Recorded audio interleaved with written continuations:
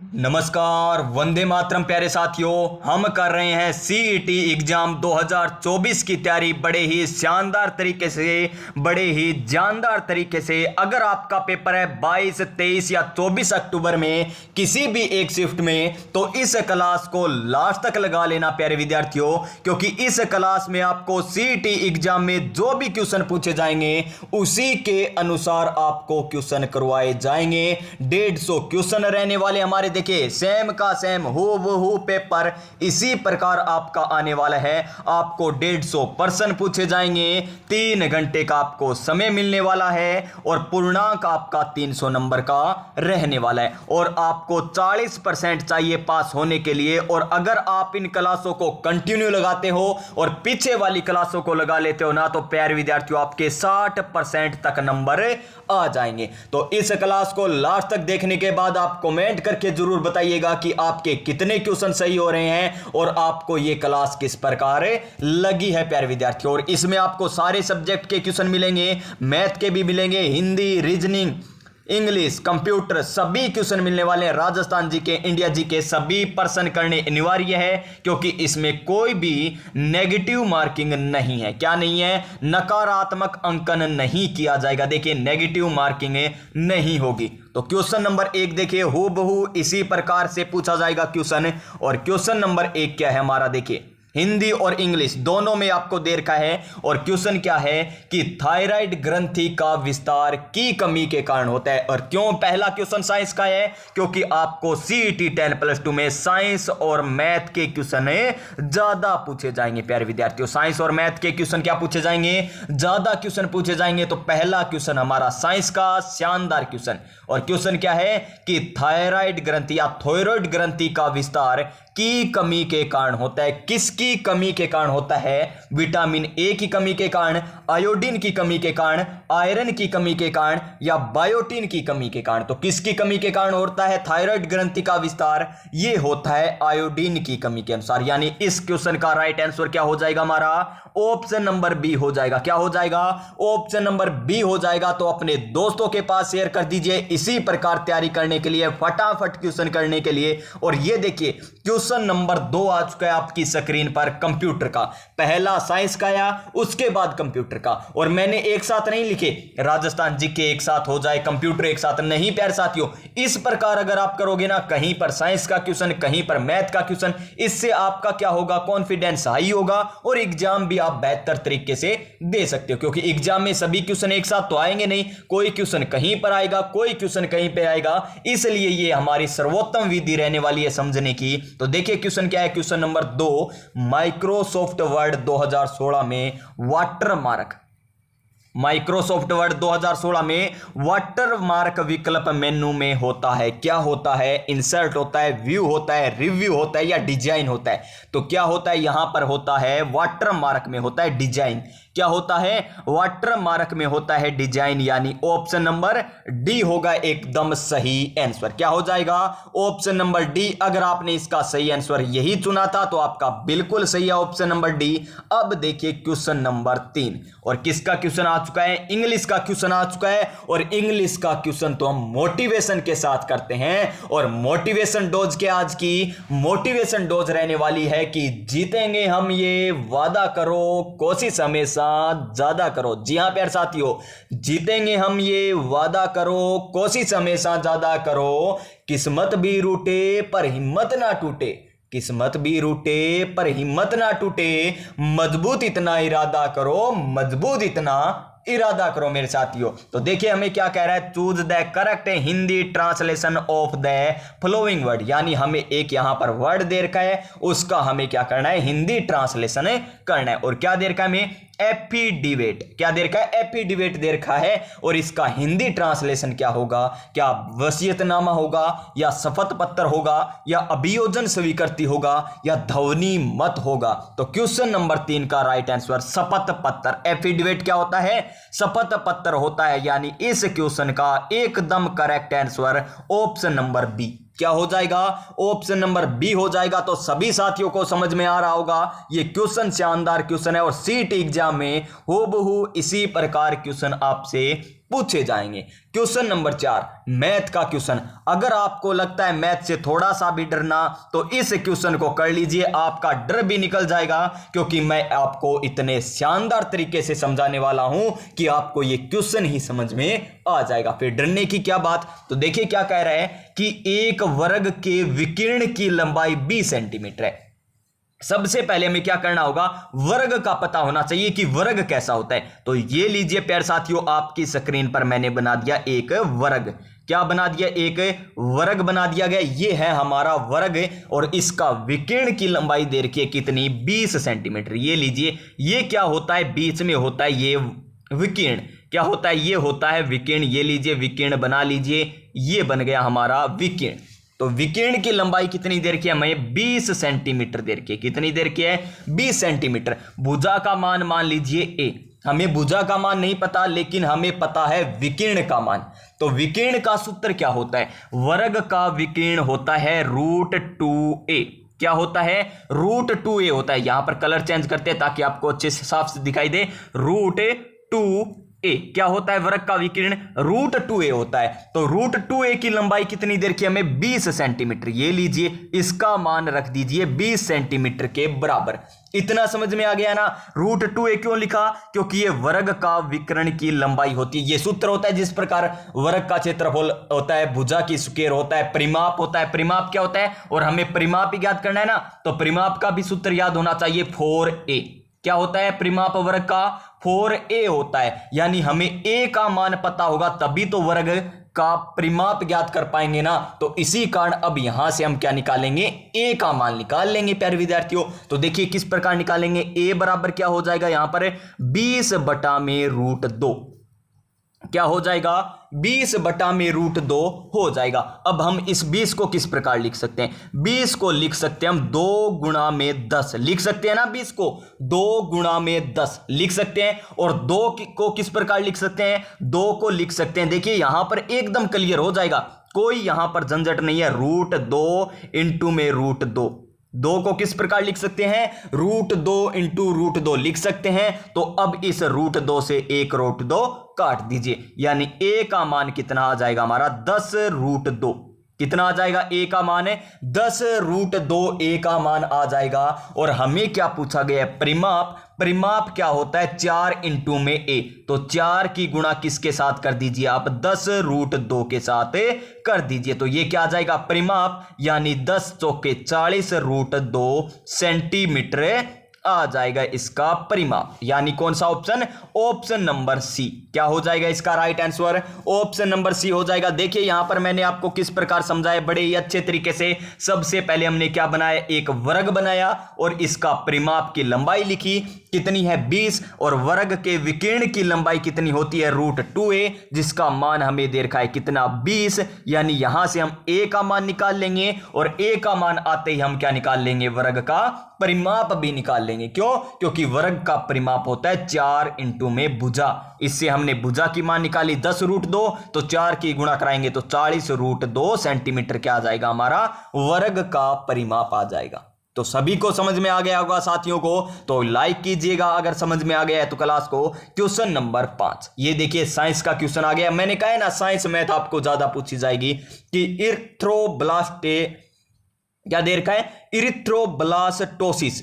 Erythroblastosis फेंटिलेस के एक रोग है, ये एक प्रकार का रोग है। कौन सा, इरिथ्रोब्लास्टोसिस फेंटिलिस एक रोग है जिसमें आरच कारक के कारण बच्चे की मृत्यु हो जाती है। कौन से बच्चे की मृत्यु हो जाती है, पहले बच्चे की मृत्यु हो जाती है, या दूसरे बच्चे की मृत्यु हो जाती है, या तीसरे बच्चे की मृत्यु हो जाती है, या चौथे बच्चे की मृत्यु हो जाती है। यानी एक बच्चे की तो मृत्यु अवश्य होने वाली है, चाहे पहले की हो, चाहे दूसरे की हो, चाहे तीसरे की हो, चाहे चौथे की हो। कौन से रोग के कारण, इरिथ्रोब्लास्टोसिस फेंटिलेस के कारण। तो कौन सा होगा वो हो जाएगा दूसरा बच्चा, यानी जब दूसरा बच्चा होगा तो इनकी मृत्यु हो जाएगी इस रोग के कारण। कौन से रोग के कारण है? इरिथ्रोब्लास्टोसिस इन्फेंटिलिस रोग के कारण। और इसके बचने के लिए उपयोग क्या किया जाता है? इसका एक टीका आता है, वो टीका लगा दिया जाता है प्रथम बच्चे के जन्म पर, ताकि दूसरा बच्चा भी क्या हो? स्वस्थ हो। प्यारे विद्यार्थियों, तो घबराने की कोई भी जरूरत नहीं है, इसका भी उपचार है। प्यारे विद्यार्थियों, क्वेश्चन नंबर 6, ये देखिए फिर से साइंस का क्वेश्चन। आप वही क्वेश्चन पढ़िए जो एग्जाम में पूछे जाते हैं, और इस प्रकार एग्जाम में पूछे जाते हैं। आपको क्या ज्यादा पढ़ना है, क्या कम पढ़ना है, ये तो आप प्रीवियस ईयर क्वेश्चन के माध्यम से ही पता लगा सकते हो ना, कि डीएनए अणु को विशिष्ट स्थलों पर काटने वाले एंजाइम होते हैं। डीएनए डीऑक्सीराइबोज न्यूक्लिक अम्ल अणु को विशिष्ट स्थलों पर काटने वाले एंजाइम क्या होते हैं? डीएनए लिंगेजेज या क्षारीय फास्फेटेज या डीएनए पॉलीमरेजेज, या फिर देखिए यहां पर रिस्ट्रिक्शन एंडोन्यूक्लिएजेज। तो इसे किस प्रकार एंजाइम होते हैं, कौन से एंजाइम होते हैं वो काटने वाले? तो इसका answer option number D, restriction endonucleases. देखिए नाम देखिए कितने कठिन यहां पर दे रखे हैं, पढ़ने भी कठिनाई हो रही है, यानी इसका right answer option number D. अच्छे लेवल की साइंस पूछी गई है यहां पर सीईटी 10+2 में। क्वेश्चन नंबर हमारा नेक्स्ट 7 नंबर क्वेश्चन, और क्या है 7 नंबर क्वेश्चन? ये फिर से साइंस का क्वेश्चन आ गया। देखिए साइंस की भरमार हो रही है यहां पर तो। और क्वेश्चन क्या है? यूकैरियोटिक जीवों में, कौन से जीवों में? यूकैरियोटिक जीवों में गुणसूत्रों का उपयुक्त अध्ययन, गुणसूत्रों का उपयुक्त अध्ययन किस अवस्था में किया जाता है? किसका अध्ययन है? गुणसूत्रों का उपयुक्त अध्ययन, या जीवन अवस्था में, अस अवस्था में, मेटाफेज अवस्था में, या टीलोफेज अवस्था में? तो इसका अध्ययन किया जाता है मेटाफेज अवस्था में। तो प्यारे विद्यार्थियों, एक कमेंट करके आप भी बताइए आंसर कि गुणसूत्रों की संरचना का अध्ययन, गुणसूत्र की संरचना का अध्ययन कौन सी अवस्था में किया जाता है? संरचना का अध्ययन कमेंट करके जरूर बताइएगा। अगर आप वास्तव में सीईटी एग्जाम की तैयारी कर रहे हो तो संरचना का अध्ययन कौन सी अवस्था में किया जाता है कमेंट करिए। और यहां पर मैंने आपको बता दिया कि गुणसूत्रों का उपयुक्त अध्ययन कौन सी अवस्था में? मेटाफेज अवस्था में, यानी option number C is the right answer. Question number 8, और क्या है क्वेश्चन नंबर 8? इंग्लिश का क्वेश्चन आ गया। और इंग्लिश का क्वेश्चन आ जाए तो क्या चाहिए हमें? मोटिवेशन चाहिए। और मोटिवेशन क्या है? कि वक्त से लड़कर जो नसीब बदल दे इंसान वही जो अपनी तकदीर बदल दे। जी हां प्यारे साथियों, कि वक्त से लड़कर जो नसीब बदल दे इंसान वही जो अपनी तकदीर बदल दे। यहां कल क्या होगा कभी ना सोच मेरे दोस्त, क्या पता कल वक्त खुद अपनी तस्वीर बदल दे। तो यहां पर लाइक कीजिएगा, चैनल को सब्सक्राइब कर लीजिएगा, क्योंकि इसी प्रकार आपको मोटिवेशन भी मिलता रहेगा साथ के साथ।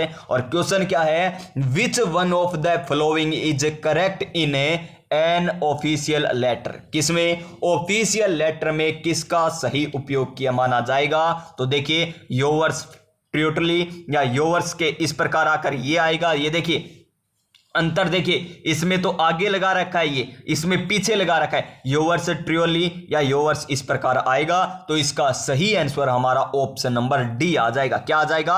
ऑप्शन नंबर डी इसका एकदम सही आंसर। देखिए हिंदी का क्वेश्चन आया है क्या? अभी नहीं आया, लेकिन इंग्लिश का क्वेश्चन आ गया ना। इंग्लिश आ गई, साइंस आ गई, मैथ का क्वेश्चन आ गया है। तो आगे चलिए, यहां पर कंप्यूटर का फिर से क्वेश्चन पूछा गया कि MS एक्सेल की इंसर्ट टैब में ग्रुप्स होते हैं। कितने होते हैं ग्रुप? ये हमको बताना है। किसमें? MS एक्सेल के इंसर्ट टैब में। कौन सी टैब में? इंसर्ट टैब में कितने ग्रुप्स होते हैं? क्या 6 ग्रुप होते हैं, 5 ग्रुप होते हैं, 7 ग्रुप होते हैं, या 3 ग्रुप होते हैं? तो ये होते हैं 5 ग्रुप। कितने?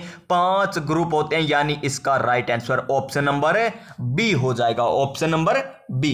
क्वेश्चन नंबर 10, फिर किसका क्वेश्चन है? ये फिर साइंस का क्वेश्चन आ चुका है। साइंस की भरमार हो रही है आज तो। और ये प्रीवियस ईयर ही क्वेश्चन है कि क्लोरीन का विरंजन गुण निम्नलिखित में से एक की उपस्थिति में होता है। क्लोरीन का विरंजन है किस गुण या विरंजन गुण निम्नलिखित में से किसकी उपस्थिति में होता है? शुष्क वायु की उपस्थिति में, नमी की उपस्थिति में, या सूर्य के प्रकाश की उपस्थिति में, या शुद्ध ऑक्सीजन की उपस्थिति में। तो इसका right answer option number B यानी नमी में। कहां पर है? नमी की उपस्थिति में क्लोरीन का क्या होता है मेरे प्यारे साथियों? विरंजन गुण का प्रयोग होता है। क्लोरीन का क्या होता है? विरंजन गुण। किसकी उपस्थिति में? एक होता है नमी की उपस्थिति में होता है। क्वेश्चन नंबर 11, ये देखिए आपको राजस्थान जीके से क्वेश्चन आ चुका है अब तो। और क्वेश्चन क्या दे रखा है हमें कि राजस्थान पंचायत अधिनियम किस वर्ष लागू किया गया था? राजस्थान पंचायत एक्ट किस वर्ष में आया था ये हमें बताना है, या लागू किया गया था। तो 1954 में, 55 में, 53 में या 56 में? तो ये लागू हुआ था 1953 में। सन 1953 में राजस्थान पंचायत अधिनियम लागू हुआ था, यानी ऑप्शन नंबर सी होगा एकदम सही answer. Question number next 12 number question, और किसका? साइंस का क्वेश्चन। पर्यावरण और पारिस्थितिकी से पूछा गया कि एक खाद्य श्रृंखला में निम्नलिखित में से सर्वाधिक संख्या किसकी होती है? तो किसकी होती है मेरे प्यारे साथियों? एक खाद्य श्रृंखला में उत्पादक की, प्राथमिक उपभोक्ता की, द्वितीय उपभोक्ता की, या अपघटक की? तो किसकी होती है? सर्वाधिक संख्या होती है अपघटक की। सर्वाधिक संख्या किसकी होती है? अपघटक की होती है, यानी ऑप्शन नंबर डी एकदम सही आंसर। संख्या किसकी ज्यादा होती है? अपघटकों की संख्या ज्यादा होती है। क्वेश्चन नंबर 13, और किससे? पॉलिटी से, वो भी इंडियन पॉलिटी से पूछा गया क्वेश्चन है कि निम्नलिखित में से भारतीय संविधान का कौन सा भाग राज्यों में शासन के बारे में बताता है? राज्यों में शासन के बारे में कौन सा बताता है, ये हमको बताना है। तो देखिए यहां पर छठा अनुच्छेद यानी छठा भाग, सातवां, चौथा या तीसरा? तो इसका सही आंसर क्या हो जाएगा हमारा? छठा। क्या आ जाएगा? छठा। राज्यों में शासन के बारे में कौन सा भाग बताता है? छठा भाग बताता है। तीसरे में तो क्या दे रखा है? छठे में से मौलिक अधिकार दे रखे हैं। चौथे में क्या दे रखे हैं? चौथे में नीति निर्देशक तत्व दे रखे हैं। क्या? नीति निर्देशक तत्व दे रखे हैं। तो आगे चलिए प्यारे विद्यार्थियों, नेक्स्ट क्वेश्चन पर हम चलते हैं। नेक्स्ट क्वेश्चन हमारा ये लीजिए, नेक्स्ट क्वेश्चन, क्वेश्चन नंबर 14। ये अच्छे लेवल का क्वेश्चन है। 10वीं क्लास में आपको दे रखा है, 9वीं प्रश्नावली में दे रखा है, 10वीं क्लास की 9वीं प्रश्नावली से ये क्वेश्चन पूछा गया कि किसी मीनार के आधार से, कोई भी मीनार है, चलिए एक मीनार बनाते हैं हम। ये लीजिए एक मीनार हमने बना ली। नहीं, यहां पर तो हल करेंगे, यहां पर बना लेते हैं मीनार। ये लीजिए, ये एक क्या है? मीनार। क्या है? मीनार बनी हुई है। चलिए मीनार बन गई। तो मीनार के आधार से ए और बी दूरी पर एक रेखा पर स्थित दो बिंदु है क्रमशः पी और क्यू। ये लीजिए, ये कोई दूरी है। ये लीजिए एक दूरी बन गई। ये दूरी है यहां से लेकर यहां पर, एक यहां पर है और एक यहां पर डाला गया है प्यारे विद्यार्थियों। इस प्रकार ये डाला गया। तो देखिए यहां पर क्या कह रहे हैं कि एक तो दूरी कितनी है? ए, यानी ये दूरी है ए। यहां पर बिंदु मान लीजिए पी, और आगे जो बिंदु है वो है क्यू। वो कितनी दूरी पर है? वो है यहां से बी दूरी पर है। कितनी दूरी पर है? बी दूरी पर। ये दूरी क्या है? बी। ये लीजिए एक बिंदु P है जो A दूरी पर है, और एक बिंदु Q है जो B दूरी पर स्थित है। और आगे देखिए, मीनार पर देखने के शिखर के उन्नयन कोण एक दूसरे के क्या है? पूरक हैं। एक दूसरे के क्या है? पूरक कोण होते हैं। एक दूसरे के पूरक कोण, यानी इन दोनों कोणों का योग क्या होगा? 90 डिग्री होगा। दोनों कोणों का योग कितना? 90 डिग्री होगा। अगर हम मान ले एक कोण का मान कितना? x, तो दूसरे का मान क्या होगा? 90 माइनस एक्स। एक का x माने तो दूसरे का क्या होगा? 90 माइनस एक्स, क्योंकि दोनों कोणों का योग क्या होता है? पूरक में 90 डिग्री होता है। तो लीजिए इसका मान लिया हमने x और एक मान लिया हमने 90 माइनस एक्स। माइनस एक्स क्यों माना? क्योंकि एक x हो गया तो दूसरा 90 माइनस एक्स ही होगा, क्योंकि पूरक कोण क्या होता है? दोनों कोणों का योग क्या हो? 90 डिग्री हो। तो इतना समझ में आ गया ना। तो आगे देखिए, हमें मीनार की ऊंचाई ज्ञात करनी है। मीनार की क्या ज्ञात करनी है? ऊंचाई। तो इसको किस प्रकार करेंगे? तो tan x यानी tan थीटा बराबर क्या होता है? ये आपको बता रखा है, हर सवाल में बताता हूं मैं आपको, लाल बट्टा कक्का। ये याद है ना, लाल बटा कक्का वाला। तो अल बटा में ए यानी लंब बटा आधार। लंब कितना है, लंब तो ऊंचाई है यानी अच है, ये तो हमें ज्ञात करनी है। और आधार कितना है, ए। आधार कितना है, ए, यानी tan x बराबर क्या हो गया, अच बटा में ए। tan x बराबर क्या आ गया, अच बटा में ए आ गया। अब दूसरा त्रिभुज लीजिए, ये वाला, ये बड़ा वाला त्रिभुज लीजिए जिसमें 90 माइनस एक्स दे रखा है। तो tan 90 माइनस एक्स इस प्रकार लिखिए, tan 90 माइनस एक्स यानी tan थीटा बराबर क्या होगा, लंब बटा आधार। लंब कितना, अच दे रखा है, आधार कितना, b, क्योंकि बड़े वाले त्रिभुज में ये दूरी कितनी है, b। तो tan 90 माइनस एक्स क्या होता है प्यारे विद्यार्थियों, tan 90 माइनस एक्स होता है कोट थीटा। क्या होता है, कोट थीटा, यानी कोट एक्स। कोट एक्स बराबर क्या हो जाएगा, अच बटा में बी। क्या हो जाएगा, अच बटा में बी हो जाएगा। और इसको tan में किस प्रकार बदल सकते हैं कोट को, तो tan में बदलें तो tan x बराबर हो जाएगा b बटा में h। इसको पलट देते हैं, b बटा में h हो जाएगा। देखिए, एक तो कह रहा है कि tan x बराबर h बटा a है, एक कह रहा है कि tan x बराबर क्या है, b बटा h है। तो इन दोनों को क्या कर देते हैं, बराबर रख देते हैं। लीजिए, बराबर रखेंगे तो h बटा में a बराबर b बटा में h। अब क्या करना है हमें, ये तिरछा गुणा कर देना है। इस प्रकार करते हैं तो h गुणा h क्या हो जाएगा, h की स्क्वायर हो जाएगा। इधर क्या हो जाएगा, ab हो जाएगा। क्या हो जाएगा, ab। तो h का मान क्या आ जाएगा, h का मान आ जाएगा हमारा रूट ab। क्या आ जाएगा, रूट ab h का मान आ जाएगा। और यही हमें पूछा गया था कि मीनार की ऊंचाई होगी। तो समझ में आया क्या, सभी को एक बार दोबारा बता देता हूं। यहां पर देखिए, ध्यान से देखिएगा क्या कह रहे हैं कि एक मीनार है, ये रही मीनार, एक मीनार है। और यहां से मीनार के आधार पर क्या है, एक बिंदु P है जो A दूरी पर है, एक बिंदु क्या है Q जो B दूरी पर बना हुआ है। और ये जो कोण बनते हैं वो आपस में क्या है, पूरक, यानी दोनों कोणों का योग क्या होगा, 90 डिग्री। तो एक को x माना तो दूसरा अपने आप क्या हो जाएगा, 90 माइनस एक्स हो जाएगा। अब वही तरीका जो हम ट्रिग्नोमेट्री में करते हैं, tan x बराबर क्या होता है, tan थीटा बराबर होता है लंब बटा आधार। क्या होता है, लंब बटा आधार होता है। लंब का मान हमें पता है, ऊंचाई h देर की है, और आधार का मान कितना देर का हमें a, तो h बटा a हो जाएगा। इसी प्रकार दूसरा त्रिभुज लेंगे हम, बड़े वाला त्रिभुज, जिसमें tan 90 माइनस एक्स बराबर क्या दे रखा है, h बटा में b दे रखा है। क्या दे रखा है, h बटा में b दे रखा है। तो इस प्रकार हमने किया ये क्वेश्चन। तो h की मान आ जाएगा हमारा रूट ab। क्या आ जाएगा, h का मान है रूट ab आ जाएगा। तो जिनके पास प्यारे विद्यार्थियों मैथ थी 10वीं में तो सभी के पास थी, 11वीं 12वीं में जिसके पास मैथ थी उन्हें तो ये बिल्कुल आसान लगा होगा। उन्होंने तो सोचा होगा कि सर इतना डीपली नहीं है क्वेश्चन, फिर भी आपने इतनी आराम से समझाई, ये तो बहुत अच्छी बात है। लेकिन इनको डायरेक्ट भी कर सकते थे, लेकिन मैंने ये सोचा प्यारे विद्यार्थियों यहां पर तो मैथ साइंस से वाले ज्यादा कौन होंगे, आर्ट वाले भी होंगे यहां पर, क्योंकि 12वीं पास है। तो यहां पर मैंने आपको एक एक पॉइंट समझाए, तो ये समझ में आ गया होगा। यानी इस क्वेश्चन का राइट आंसर हमारा रूट AB हो जाएगा। क्या हो जाएगा, रूट AB। क्वेश्चन नंबर 15 ये लीजिए, फिर किसका क्वेश्चन आ गया, ये साइंस का क्वेश्चन। और कार्बन का अपर रूप दे रखा है में क्या, ग्रेफाइट। तो ग्रेफाइट में कार्बन परमाणु किसकी परतों के रूप में, किसकी परतों के रूप में व्यवस्थित होता है, पंचकोणीय वलय के रूप में, षटकोणीय, सप्तकोणीय या अष्टकोणीय। तो इसका आंसर आ जाएगा हमारा षटकोणीय वलय के रूप में अवस्थित होता है, यानी option number B. Option number B हो जाएगा इसका एकदम सही आंसर। क्वेश्चन नंबर 16, और किसका क्वेश्चन है, क्वेश्चन नंबर 16 हमारा मैथ का क्वेश्चन है। चलिए वर्गमूल ज्ञात करते हैं। और ये तो आज तो आसान है, कल तो हमने भाग विधि से आपको समझाया था, और आज वाला भाग विधि से तो नहीं करने वाले। देखिए, वर्गमूल वर्ग करना है तो एक किसके आगे आता है, किसका वर्ग करने पर आता है, एक तो एक की स्क्वायर करने पर एक आता है इकाई अंक, एक 9 की स्क्वायर करने पर भी क्या आता है, एक आता है, क्योंकि 9 की स्क्वायर कितनी होती है, 81 होती है ना, यानी इकाई अंक क्या रहा है, एक। एक की स्क्वायर एक होती है तो इकाई अंक क्या रहा है, एक। तो इकाई अंक हो गया हमारा, या तो आएगा ये 1, या आएगा 9। इसमें 1 है, इसमें 1 है, इसमें 9 है, इसमें 9 है, यानी अभी तक हमें कुछ नहीं पता।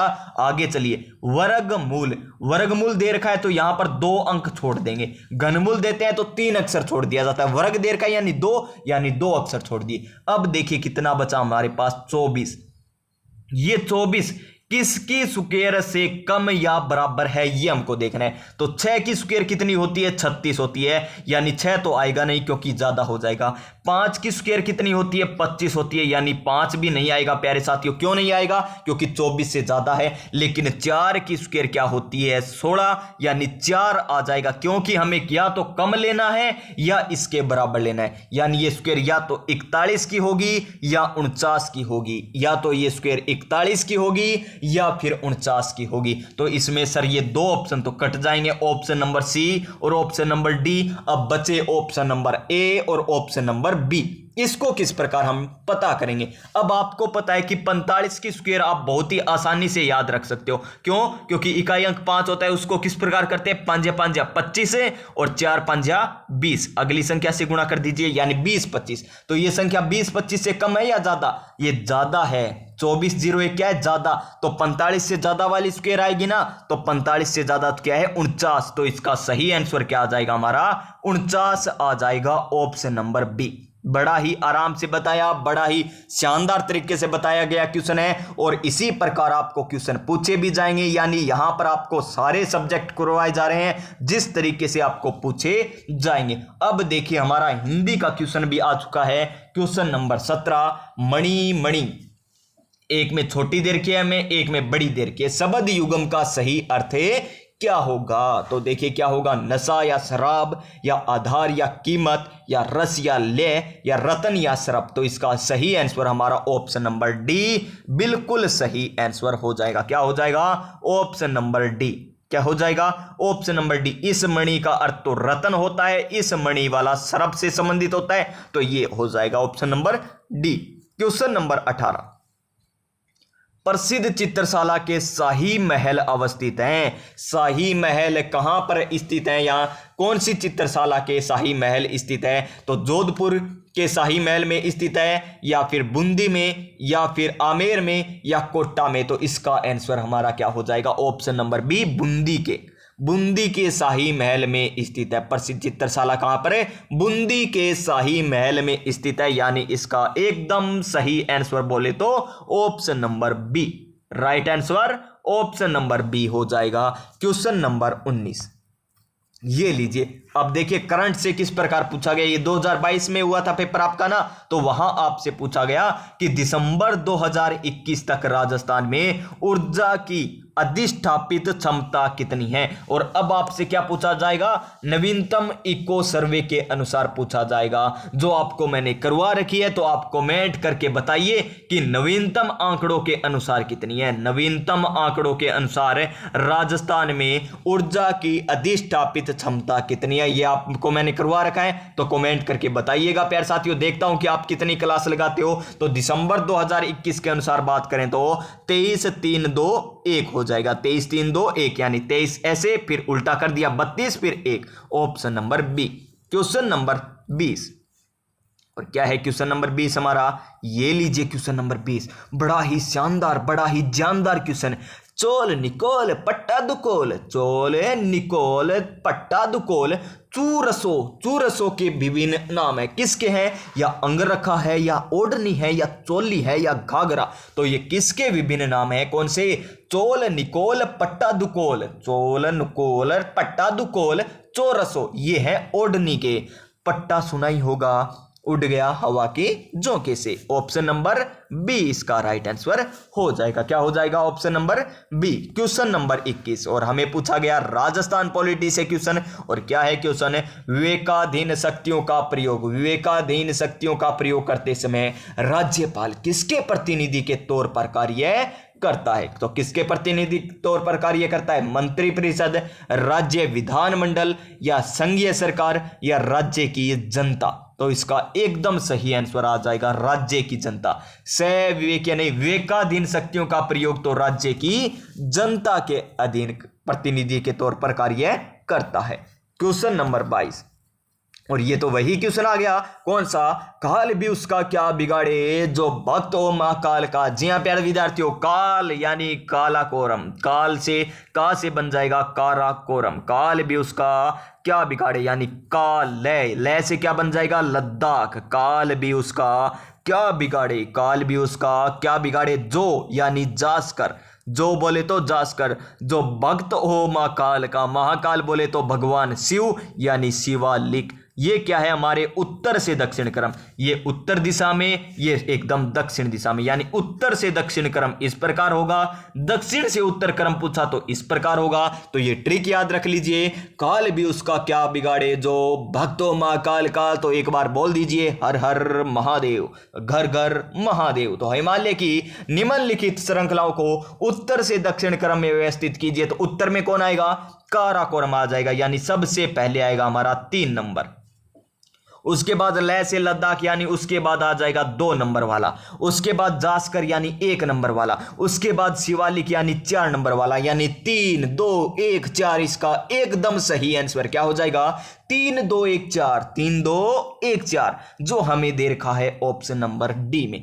3 2 क्या 2, 3 2 और 1 4, 3 2 1 4, ऑप्शन नंबर डी इसका एकदम करेक्ट आंसर क्या हो जाएगा, option number D. Question number 23, और क्या है क्वेश्चन नंबर 23, चलिए आगे हम चलते हैं। नहीं, यहीं पर हमें बताना होगा क्या, ये देखिए इंग्लिश का क्वेश्चन है क्वेश्चन नंबर 23। तो और इंग्लिश का क्वेश्चन आ जाए तो हमें क्या करना होता है, मोटिवेशन चाहिए। और मोटिवेशन क्या है आज का हमारा इस क्वेश्चन के लिए, मोटिवेशन है कि प्यारे विद्यार्थियों, रख हौसला वो मंजर भी आएगा, प्यासे के पास चलकर समंदर भी आएगा, थक कर ना बैठे मंजिल के मुसाफिर, मंजिल भी मिलेगी और मंजिल पाने का मजा भी आएगा। तो ये क्वेश्चन भी अब कर दीजिएगा कि which of the flowing phase, हमें फेरज देर के, फेजेज देर के, क्या देर के, phases in is a substitute for word behaviour. तो इसका क्या होगा, a person who brew liquor illegally, क्या इलीगली दे रखा है। तो इसका सही आंसर हमारा ऑप्शन नंबर ए तो नहीं होगा। फिर देखिए क्या है, to tear up a damage a living body, ये भी नहीं है। Public merry making a procession, नहीं ये भी नहीं है।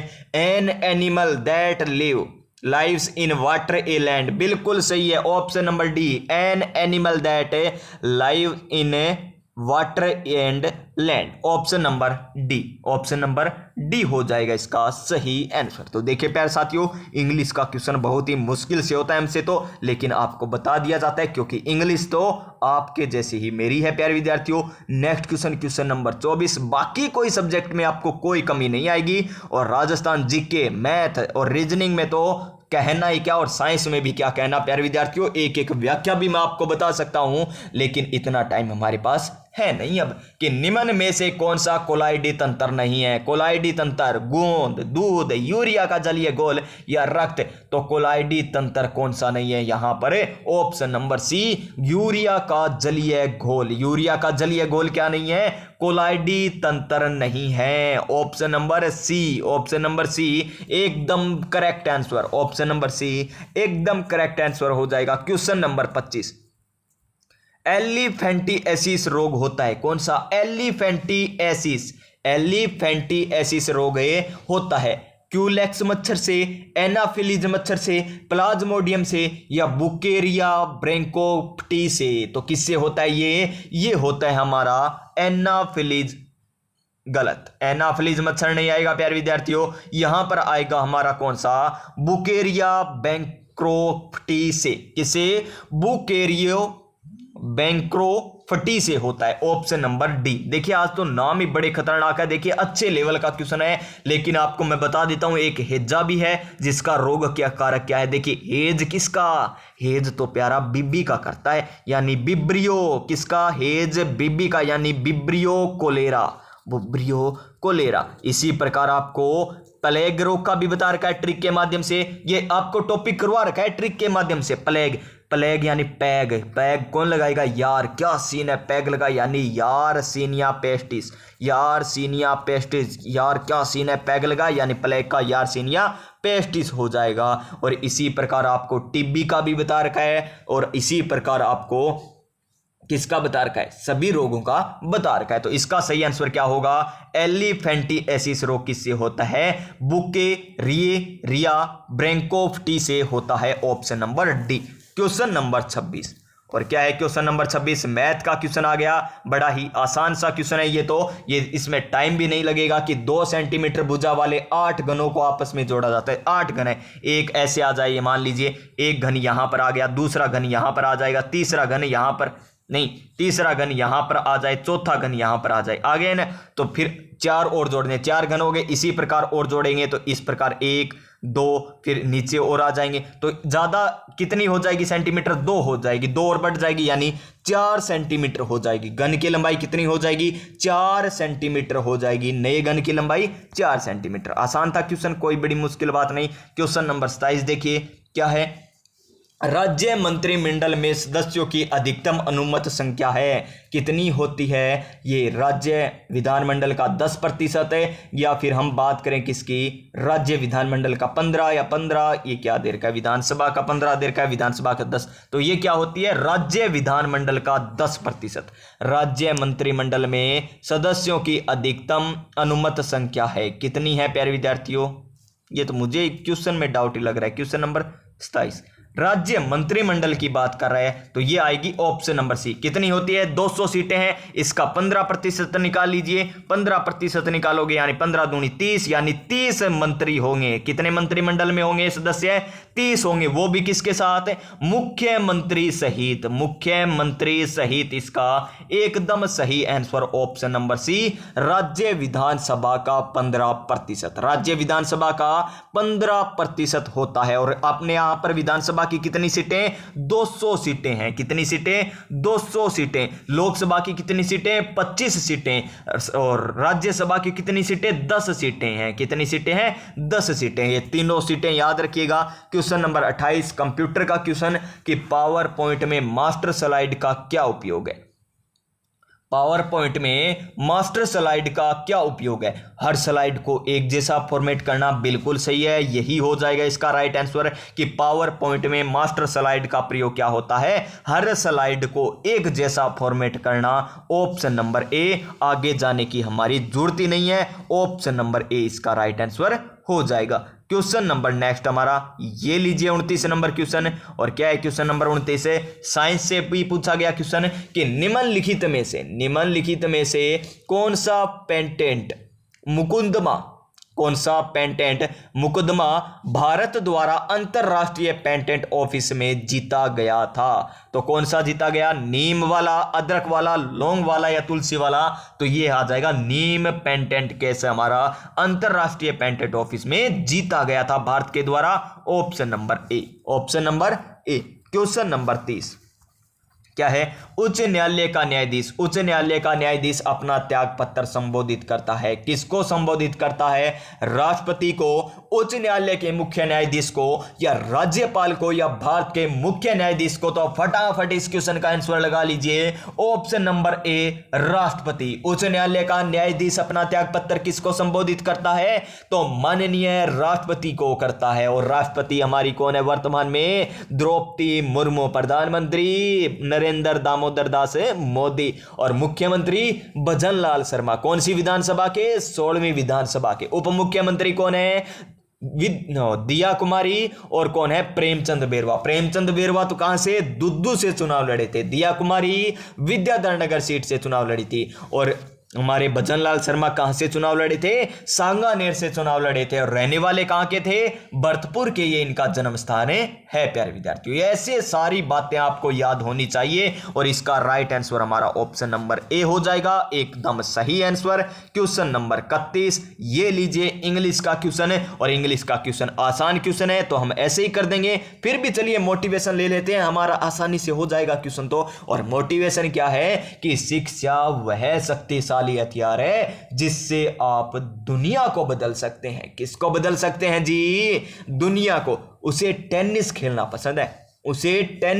पसंद है, तो ही या सी लाइक्स टू प्ले टेनिस। क्या ये बात सही दे रखी है, तो श्रीमान एकदम सही दे रखी है, हमें तो आगे बढ़ना ही नहीं। ऑप्शन नंबर ए इसका एकदम सही आंसर हो जाएगा। क्या हो जाएगा, ऑप्शन नंबर ए। क्वेश्चन नंबर 32 ये लीजिए कि एक तार का टुकड़ा मैथ का, ओहो इसे तो बड़े ही शानदार जानदार तरीके से करने वाले हैं। ये लीजिए एक तार का टुकड़ा है जिसमें बड़ा टुकड़ा और तार की लंबाई हमें दे रखी है। दो टुकड़े कर देते हैं इसके। ये लीजिए यहां कहां से काटें जी, एक बड़ा है तो बड़े वाले यहां से काट देते हैं, एक बड़ा बच जाएगा एक छोटा। ये तो समान सा लग रहा है, ये लीजिए बड़ा, ये अब सही है। ये तो बड़ा हो गया, ये छोटा टुकड़ा हो गया। और बड़े टुकड़ा तार की लंबाई का 60% है। मान लीजिए इसकी लंबाई 100 है। कितनी है तार की लंबाई? 100 है। तो बड़े तार की लंबाई कितनी हो जाएगी? 60। और तो छोटे तार की लंबाई कितनी बचेगी? फिर 40 बच जाएगी। ये तो समझ में आ गया ना श्रीमान, हमें बिल्कुल समझ में आ गया। तो आप तो आगे चलिए अब तो फटाफट कि बड़ा टुकड़ा क्या कह रहा है कि बड़ा टुकड़ा छोटे टुकड़े से, बड़ा टुकड़ा छोटे टुकड़े से कितने प्रतिशत लंबा है? तो कितना लंबा है ये? 20 लंबा है, यानी 20 से बड़ा है कितने पर? 40 पर। कितने पर? 40 पर। इंटू में 100। कितना प्रतिशत? प्रतिशत निकालते हैं तो क्या लगाते हैं? 100। यानी 0 से 0 कट जाएगा, 2 से इसे काटेंगे तो 2 आ जाएगा, इसको काटेंगे तो 50, यानी 50% बड़ा है।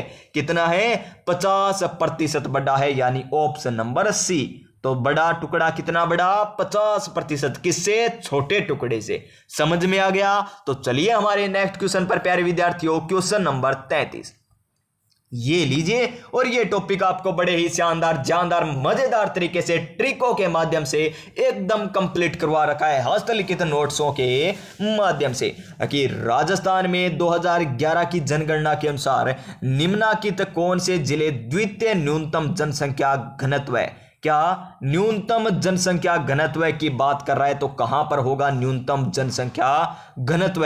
ये हमको बताना है। तो देखिए सर्वाधिक जनसंख्या, जनसंख्या कैसे घनत्व बढ़ेगा? ये मान लीजिए कोई क्षेत्र है, इसमें जनसंख्या घनत्व बढ़ाना है, यानी छोटा क्षेत्र है लेकिन इसमें जनसंख्या बढ़ा दो तो घनत्व अपने आप बढ़ जाएगा ना। यानी इसको भर दो, किससे भर दो? जनसंख्या से। तो इसकी ट्रिक क्या हो जाएगी? जय भर दो आज धौलपुर। ये ट्रिक के हैं प्यारे विद्यार्थियों, जय भर दो आज धौलपुर। ये किसकी? सर्वाधिक जनसंख्या घनत्व की। लेकिन हमें क्या पूछा है? न्यूनतम जनसंख्या घनत्व है।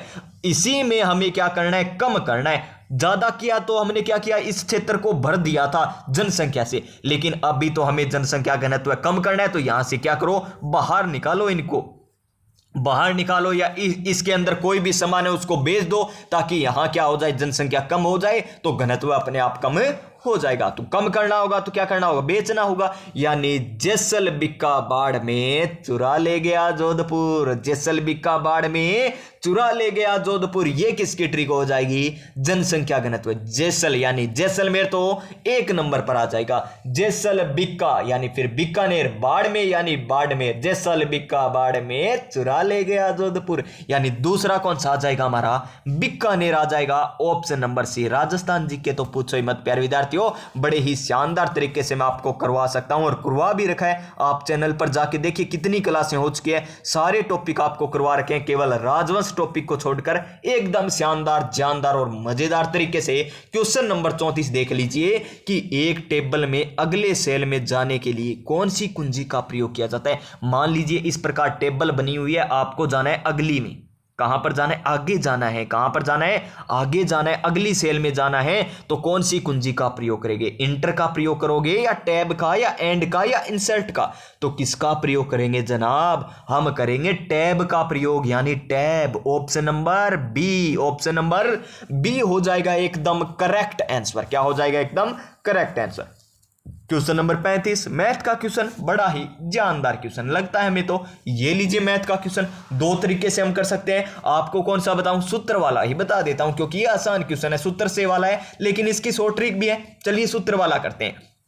ब्याज निकालना है तो ब्याज बराबर क्या होता है? ब्याज बराबर होता है मूलधन। मूलधन कितना? 4800। ये लीजिए 4800 इंटू में दर, दर कितनी? 5%। इंटू में समय, समय कितना? 2.5 वर्ष, यानी 2 दूनी 4 और 5/2। इसको भिन्न में बदल लिया ना, 5/2 हो जाएगा। मिस्र से यहां पर भिन्न में बदला, 2 दूनी 4 और 1 5, 5/2 यानी 5/2। और बटा में क्या लगाते हैं? 100 लगाते हैं, यानी गुणा में 100 आ जाएगा। 2 0 से 2 0 कट जाएगी, 2 0 से 2 0। इसकी काटेंगे तो 24 दूनी 48, 24 दूनी 48। अब इनकी गुणा कर लीजिए, 24 5 कितने होते हैं? 24 की गुणा 25 से करा दीजिए, 24 की गुणा 25 से, क्योंकि 5 5 25 और 24 इनकी गुणा कराओगे तो 25 चौका 25 50, 25 75, 25 चौक 100, 10 हासिल और 25 दूनी 50 और 10 कितने होते हैं 60, यानी 600 आ जाएगा हमारा आंसर, ऑप्शन नंबर सी। आसान सा क्वेश्चन था ना, ये हमने सूत्र से कर दिया। लेकिन इसे और कौन से तरीके से कर सकते थे, ये देखिए डाइवर्स देर का 5 को किस प्रकार लिख सकते हैं, 5/100, ढाई है यानी 2 दूनी 4 और 1 5, यानी यहां पर 5 और बट्टा में क्या आ जाएगा 2, इसको काटिए 5 दूनी 10 20 और 5 के इसको काटेंगे तो 4, यानी 1/8 आ गया, 1/8 यानी 8 पर कितना ब्याज मिलेगा, ऊपर वाला तो क्या है ब्याज, नीचे वाला क्या है मूलधन, यानी 8 का मान हमें मूलधन दे रखा है 4800 और हमें किसका मान ज्ञात करना है ब्याज ही, यानी 1 का मान, तो काट दीजिए 8 6 48, यानी 1 का मान आ जाएगा 600, यानी ब्याज कितना आ जाएगा 600, ऑप्शन नंबर सी इसका एकदम करेक्ट आंसर क्या हो जाएगा, एकदम सही आंसर हो जाएगा। ये दूसरा मेथड था, आपको जो मर्जी वो कर लीजिए। दिन भर शब्द में कौन सा समास है, हिंदी का क्वेश्चन, बड़ा ही लाजवाब क्वेश्चन, बड़ा ही शानदार क्वेश्चन है। दिन भर ये देखिए भर पेट आ जाते हैं तो कौन सा समास होता है, अव्ययीभाव समास,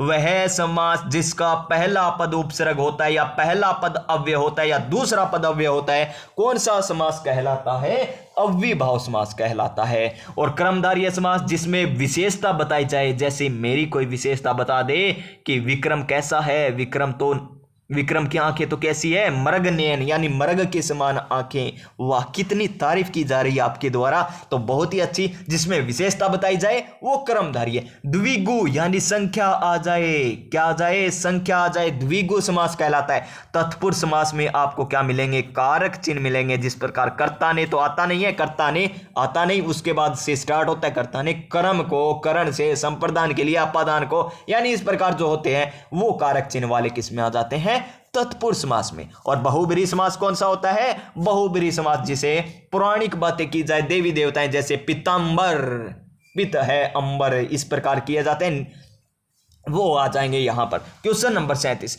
निम्नलिखित में से किस धातु का निष्कर्षण केवल विद्युत अपघटन के द्वारा किया जा सकता है, विद्युत अपघटन के द्वारा निष्कर्षण किया जा सकता है, तो कौन सी ऐसी धातु है जी, वो धातु हो जाएगी हमारी एल्यूमिनियम। कौन सी मीनियम, एल्यूमिनियम, ऑप्शन नंबर डी, कौन सी मीनिया, ऑप्शन नंबर डी, मीनिया, option number D, aluminium. Question number 38, क्या है क्वेश्चन नंबर 38 कि निम्न में से कौन सा रिजर्व बैंक ऑफ इंडिया यानी आरबीआई, किसका, आरबीआई बैंक का डिप्टी गवर्नर पद पर नहीं है, कौन नहीं है ये हमको बताना है श्रीमान, तो कौन नहीं है, श्री एम.के. जैन तो है, डॉक्टर एम.डी. पात्रा भी है, श्री एम.आर. राव भी है, लेकिन श्री एस.सी. मुर्मू नहीं है, एस.सी. मुर्मू नहीं है, यानी ऑप्शन नंबर डी। और अब की बार सीईटी ग्रेजुएशन में यह पूछा गया कि बैंकों का बैंक किसका, बैंकों का बैंक किसे कहा जाता है, तो वो आरबीआई को कहा जाता है। अगर आपसे पूछ ले इंपीरियल बैंक के नाम से किसकी स्थापना हुई थी, तो एसबीआई बैंक की स्थापना हुई थी, तो यह भी आपसे पूछा जा सकता है। क्वेश्चन नंबर 39, ये लीजिए आसान सा क्वेश्चन, ताल छापर, ताल से ताल मिलाए, यानी ताल छापर अभियान किसके लिए प्रसिद्ध है जी, बाघ के लिए, काला हिरण के लिए, तो मगरमच्छ के लिए या हरा कबूतर के लिए, तो अपनी ताल यानी थाली देखिए किसी है, काली है ना, तो काला हिरण के लिए प्रसिद्ध है। और ये है कहां पर है, ताल छापर अभियान चूरू में है, कहां पर है, चूरू में स्थित है, option number B, option number B हो जाएगा एकदम सही आंसर। क्वेश्चन नंबर हमारा नेक्स्ट 40 नंबर क्वेश्चन, और किससे पूछा गया 40 नंबर क्वेश्चन, साइंस से, कि किसी भी लेंस की दक्षता में निम्न में से कौन सा संबंध सही है, वो हमें बताना है। जहां अफ क्या है, लेंस की फोकस दूरी, एस क्या है, अफ क्या है, लेंस की फोकस दूरी, तो ये हमको बताना है, दक्षता बतानी है, तो पी बराबर अफ होगा। यहां पर इंग्लिश में देखिए पावर बतानी है, पावर बराबर क्या होता है, पी से पी का मान बताना है क्या होगा, अफ आएगा, या पी बराबर 1/अफ होता है, या फिर हमें बताना है पी बराबर अफ स्क्वायर होता है, या ये होता है, ये ऑप्शन नंबर बी हो जाएगा एकदम सही आंसर। क्या हो जाएगा, ऑप्शन नंबर बी, हमें कोई भी भटकने की जरूरत नहीं है। ये लीजिए क्वेश्चन नंबर 41, बड़ा ही शानदार क्वेश्चन, और इस प्रकार क्वेश्चन मोस्ट इंपोर्टेंट होते हैं कि साकर खान का 2012 में मिला था पद्मश्री। चलो एक क्वेश्चन हमें अधीनस्थ बोर्ड ने ही बता दिया कि साकर खान को पद्मश्री मिला है 2012 में, क्योंकि वे लोकवादक के सबसे बड़ा प्रवक्ता, यानी किसके लोकवादक हैं वे, कौन सा लोकवाद्य यंत्र बजाते हैं, वो कमायचा बजाते हैं, सारंगी बजाते हैं, या मोरचंग बजाते हैं, या खड़ताल बजाते हैं। तो कौन सा बजाते हैं श्रीमान, वो बजाते हैं कमायचा।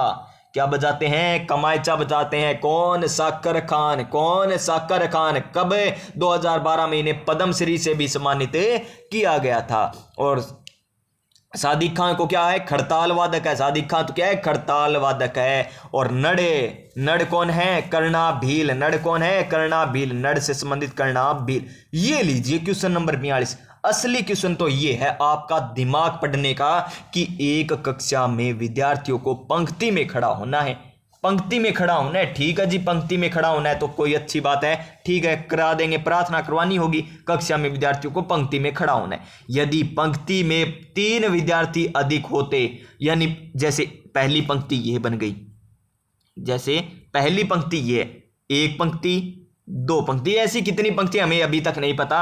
अगर इन पंक्ति, प्रत्येक पंक्ति, जितनी भी पंक्ति है ना, पहली, दूसरी, तीसरी, जितनी भी पंक्ति मिले, उसमें अगर 3 अभ्यर्थी ज्यादा आ जाए ना, उस पंक्ति में 3 अभ्यर्थी अधिक हो जाए तो एक पंक्ति घट जाएगी, यानी एक पंक्ति का सारा कितनी में आ जाएगा, उन शेष बची पंक्तियों में आ जाएंगे। लेकिन यदि पंक्ति में 3 अभ्यर्थी या 3 विद्यार्थी कम होते हैं ना प्रत्येक पंक्ति में, यानी इसमें से 3 घटा दें, इसमें भी 3 घटा दें, इसमें से भी 3 घटा दें, तो 2 पंक्ति अधिक बनती है। कितनी बनती है, 2 पंक्ति अधिक बनती है। तो कक्षा में विद्यार्थियों की संख्या कितनी होगी। अच्छा क्वेश्चन है प्यारे विद्यार्थियों, चलिए मैं आपको बता देता हूं कितनी होगी। तो यहां पर ध्यान से देखिएगा एकदम। तो लीजिए पहली पंक्ति, इसमें कितने हैं, 6 अभ्यर्थी। इसी प्रकार कितने, दूसरी पंक्ति में 6, तीसरी पंक्ति में 6, चौथी पंक्ति में 6, पांचवी पंक्ति में 6, छठी पंक्ति में 6।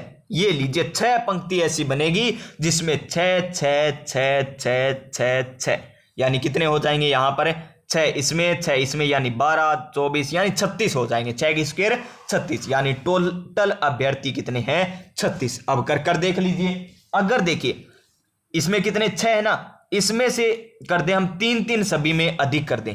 क्या कर दें, 3 अभ्यर्थी सभी में कम कर दें, तो क्या बनेगा ये, ऐसे तो नहीं बनेगा। फिर तो 3 विद्यार्थी अधिक होते हैं, यानी यदि पंक्ति में 3 अभ्यर्थी अधिक होते हैं तो एक पंक्ति कम बनती है। 3 इसमें आ जाए, 3 इसमें आ जाए तो एक पंक्ति तो कम हो गई ऐसे ही। फिर 3 इसमें आए, 3 इसमें आई, 2 पंक्ति कम होती है। कितनी होती है, 2 पंक्ति कम होती है ऐसे तो। और यहाँ पर देखिए 3 अभ्यर्थी कम हो, 3 अभ्यर्थी क्या हो, कम हो, यानी इसमें 3 घटा दे, इसमें 3 घटा दे, तो इसमें 3 घटा दें, इसमें 3 घटा दे, 3 3 6 3 9, यानी 2 पंक्तियां और बन जाएगी। फिर क्या बन जाएगी, 2 पंक्तियां और बन जाएगी, अधिक बनती है। ये बात सही है, ठीक है। कक्षा में विद्यार्थियों की संख्या कितनी है, तो ये लीजिए क्वेश्चन, ये असला क्वेश्चन है, क्वेश्चन नंबर 42। ये अच्छा क्वेश्चन है प्यारे विद्यार्थियों, एक बार आप करके देखिएगा, फिर कमेंट में बताइएगा, क्योंकि अभी हमारे कितने क्वेश्चन हुए, 42 ही क्वेश्चन हुए, और हम करते हैं 1 घंटा में 75 क्वेश्चन का तो टारगेट है। इसको बाद में देखेंगे, पहले ये क्वेश्चन देखिए, question number 43।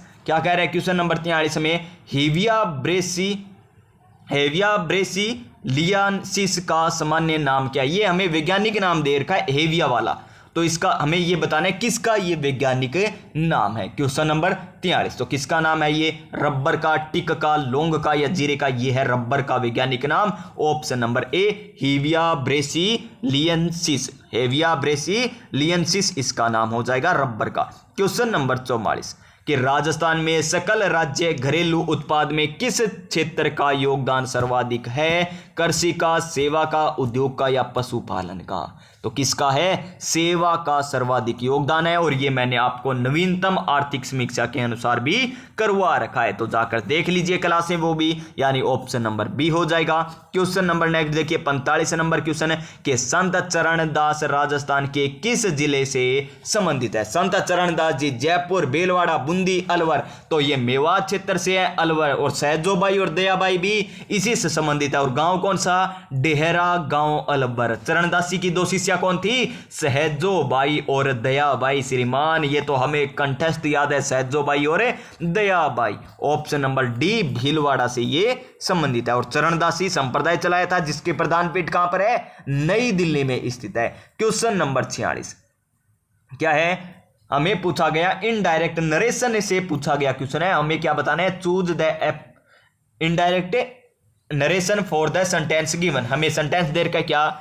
I said to her why are you working so hard, question mark चिन्ह दे रखा है हमें। तो देखिए इसका आंसर क्या होगा हमारा। सबसे पहले I said to her why यानी प्रश्नवाचक आ रहा है, यहां पर आस्क्ड आएगा तो I asked I asked I asked I asked. To हट जाएगा, हर आएगा हर आएगा हर आएगा हर आएगा। फिर देखिए क्या आएगा? वाही, यहां पर वाही वाही वाही वाई, सभी अभी तक अच्छे चल रहे हैं। फिर देखिए वाई के बाद आर दे रखा है, क्या दे रखा है? आर। तो यहां पर वाज आएगा क्या? नहीं, पहले वाज नहीं आएगा, पहले तो क्या आएगा? हेड भी नहीं आएगा, सी आएगा। ये लीजिए सी। फिर आर यू वर्किंग, तो क्या आएगा? हैड बीन वर्किंग आएगा या वाज वर्किंग आएगा? तो वाज वर्किंग आ जाएगा, यानी ऑप्शन नंबर डी वाला आएगा। इसका सही आंसर क्या हो जाएगा हमारा? Option number D. बाकी गलत है, ऑप्शन नंबर डी एकदम सही है। क्वेश्चन नंबर 47 चेतावनी राज चुंगटिया, क्या चेतावनी राज चुंगटिया नामक रचना किस क्रांति द्वारा रचित की गई है? केसरी सिंह बाट, बांकीदास या प्रताप सिंह बाट या श्यामल दास? तो चेतावनी राज चुंगटिया किसको लिखा गया था? फतेह सिंह को केसरी सिंह बाट के द्वारा लिखा गया था। ऑप्शन नंबर सी, नहीं ऑप्शन नंबर ए हो जाएगा इसका एकदम सही आंसर। क्या हो जाएगा? ऑप्शन नंबर ए। हम सकल में उपसर्ग है, तो कौन सा है हम सकल में? हम उपसर्ग है, हिंदी का है, अंग्रेजी का है, संस्कृत का है या उर्दू का? तो कौन सा हो जाएगा? उर्दू उपसर्ग हो जाएगा। क्या? उर्दू उपसर्ग, हम उर्दू उपसर्ग हो जाएगा। क्वेश्चन नंबर 49 कि कौन से शब्द समय में सभी शब्द किरण के पर्यायवाची हैं? किसके? किरण के पर्यायवाची। किरण के तो कौन कौन से हो जाएंगे जी? कर, सुगंध, सुवास, कर, वात, अंबु, रश्मि, असु, मरीचि। ऑप्शन नंबर सी एकदम correct answer. Option number C एकदम करेक्ट आंसर आ जाएगा, किरण के पर्यायवाची। क्वेश्चन नंबर 50 ये लीजिए। क्वेश्चन नंबर 50 क्या कह रहा है कि मनुष्य में, किसमें? मनुष्य में इंसेफेलाइटिस निम्न में से किस वाहक से स्थानांतरित होता है? कौन सा? इंसेफेलाइटिस निम्न में से किस वाहक से स्थानांतरित होता है? क्यूलेक्स से, एनाफ्लिस से, खटमल से या गर्मक्खी से? तो किससे होता है? ये होता है हमारा क्यूलेक्स से।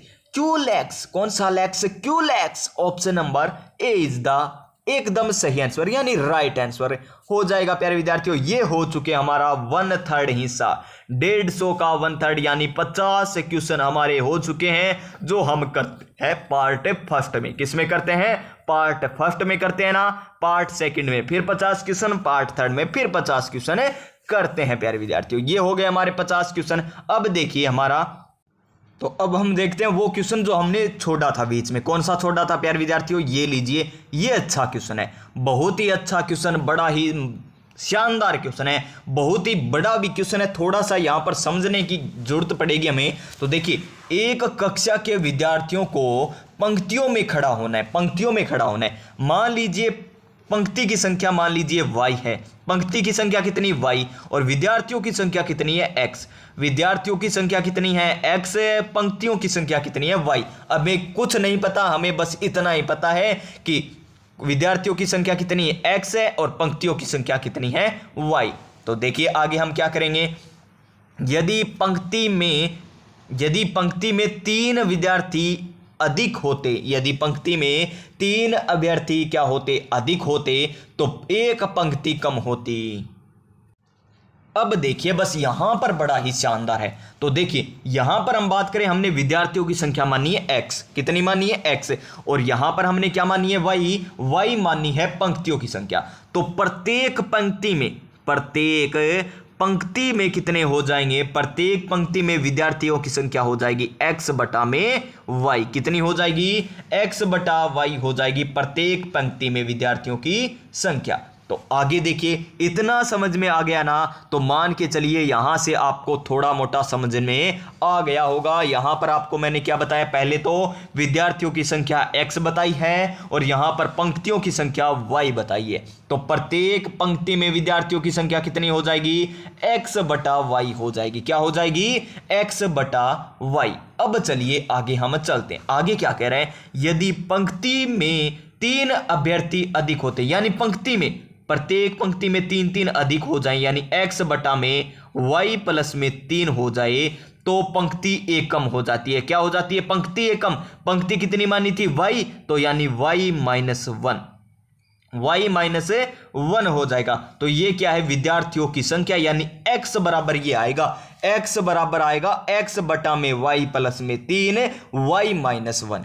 क्यों आया ऐसे, यदि पंक्ति में 3 अभ्यर्थी अधिक, यानी ये तो प्रत्येक पंक्ति में है ना विद्यार्थियों की संख्या, ये लीजिए प्रत्येक पंक्ति में विद्यार्थियों की संख्या प्लस 3 हो जाती है, लेकिन पंक्ति तो कम हो जाती है। पंक्ति कितनी है टोटल है, y माइनस 1। तो y माइनस 1 की गुणा किससे करवा देंगे, हमें ये इन विद्यार्थियों से करवा देंगे, तो आ जाएगा ना आंसर किसका, विद्यार्थियों की संख्या। यानी x बराबर क्या हो गया हमारा, ये बन जाएगी पहली समीकरण। इसको हल कीजिए, इसको हल करेंगे तो कैसा आएगा, देखिए y क्या आ जाएगा, यहां पर एलसीएम आ जाएगा। क्या एलसीएम ले लें, इनको हल करें, क्या इसको ऐसे हल करें या आगे चलें, तो चलिए हल ही कर लेते हैं। x बराबर क्या है, y हमने एलसीएम ले लिया, तो x प्लस में 3y बचा, x प्लस में 3y बचा, और इधर क्या बच गया, y माइनस 1 गुणा में है ही प्यारे साथियों। तो इस y को इधर भेज देंगे तो क्या आ जाएगा, xy आ जाएगा। थोड़ा मुश्किल सवाल है लेकिन हो जाएगा। xy आ गया, बराबर क्या आएगा, ये बराबर, चलिए यहां से क्लीन करते हैं, हम देखिए क्या आया,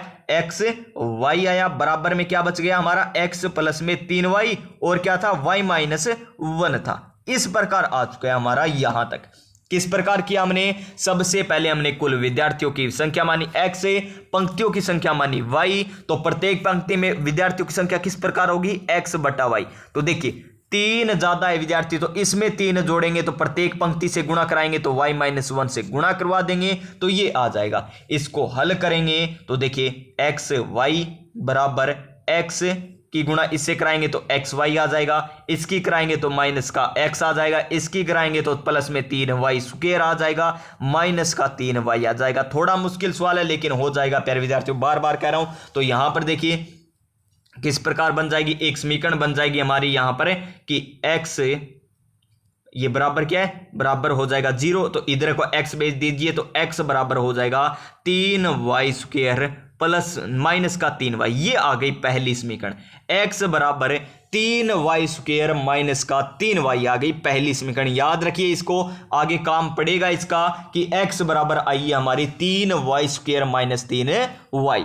अब देखिए एक समीकरण तो आ गई, अब दूसरी समीकरण कैसे आएगी, यदि पंक्ति में 3 विद्यार्थी कम होते, यानी x बटा y माइनस 3 होता, तो क्या होता, पंक्तियां 2 अधिक बनती, यानी y प्लस में 2 कर दीजिए, और इसी प्रकार x का मान ये और आ जाएगा। तो इसको और हल करेंगे, वो क्या आ जाएगी हमारी समीकरण नंबर 2 आ जाएगी। क्या आ जाएगी, समीकरण नंबर 2 आ जाएगी, और वो क्या आएगी, समीकरण नंबर 2 हमारी निकल कर आएगी 2x बराबर में 3y स्क्वायर माइनस का 6y। और समीकरण नंबर 1 क्या थी, x बराबर में क्या थी, 3y स्क्वायर माइनस का 3y, ये थी ना समीकरण नंबर। अब देखिए इसको 2 से गुणा करेंगे, 3 दूनी 6, इसको 2 से गुणा करेंगे 3 दूनी 6, तो ये भी क्या हो जाएगा, 3 दूनी 6 हो जाएगा, ये तो 2 हो जाएगा, ये 6 हो जाएगा, ये भी 6 हो जाएगा। अब इसको क्या कर दीजिए, घटा दीजिए, माइनस प्लस है तो माइनस हो जाएगा, ये माइनस, तो इससे ये कट जाएगा, इससे ये कट जाएगा, प्लस हो गया, तो अब क्या बचेगा, ये बच गया हमारा,